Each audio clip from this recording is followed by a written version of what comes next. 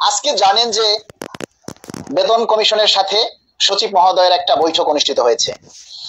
এই বেতন কমিশনে সচিব মহোদয়ের যে বৈঠক হয়েছে সেই বৈঠক আলহামদুলিল্লাহ ফলপ্রসূ আলোচনা হয়েছে এবং পে কমিশনের চেয়ারম্যান মহোদয় দা ডেইলি ক্যাম্পাসকে জানিয়েছেন যে খুব দ্রুত সময়ের মধ্যে তারা রিপোর্ট জমা দিবেন।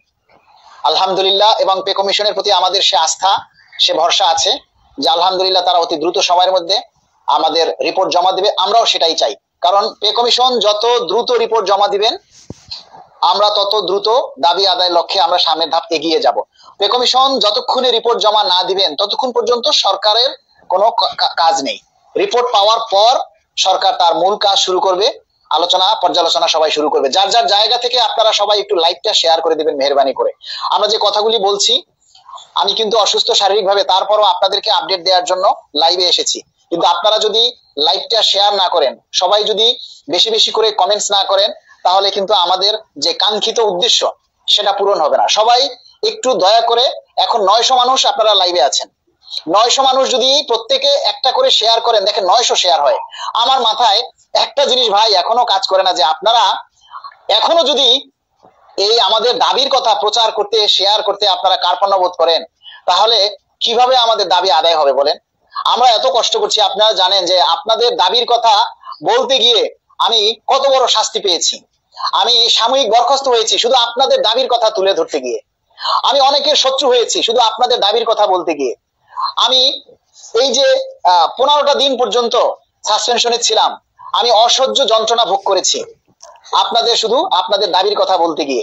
আপনারা এই জিনিসটা মনে রাখবেন, এগুলি ভুলে যাবেন না, এই কথাগুলি আপনারা কেউ ভুলে যাবেন না। আপনারা যদি সহযোগিতা না করেন, আপনারা যদি সর্বাত্মক ভাবে সহযোগিতার হাত বাড়িয়ে না দেন, তাহলে আমাদের কাঙ্ক্ষিত লক্ষ্যে পৌঁছা সম্ভব হবে না।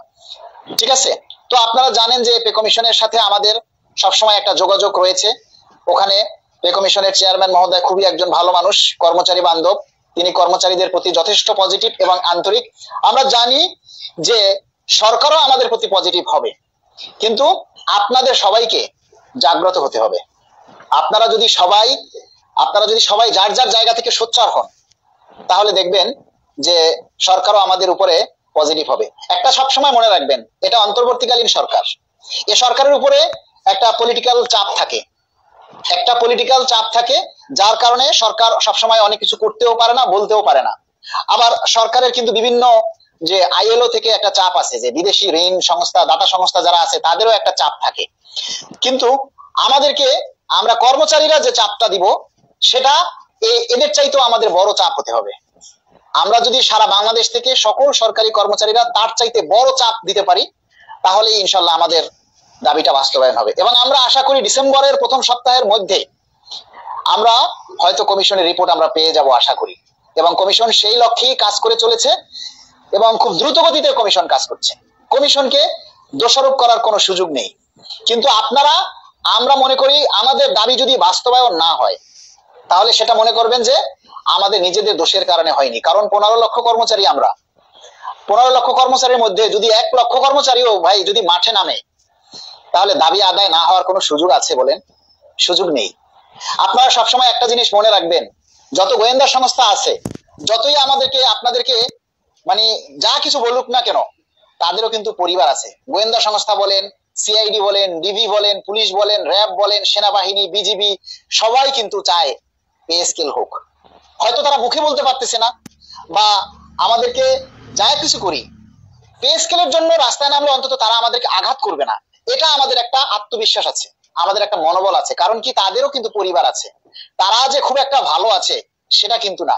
সমস্ত ডিফেন্সের মানুষগুলাও কিন্তু কষ্টে আছে, তারাও চায় খুব দ্রুত সময়ের মধ্যে যেন একটা ভালো বেতন কাঠামো হোক।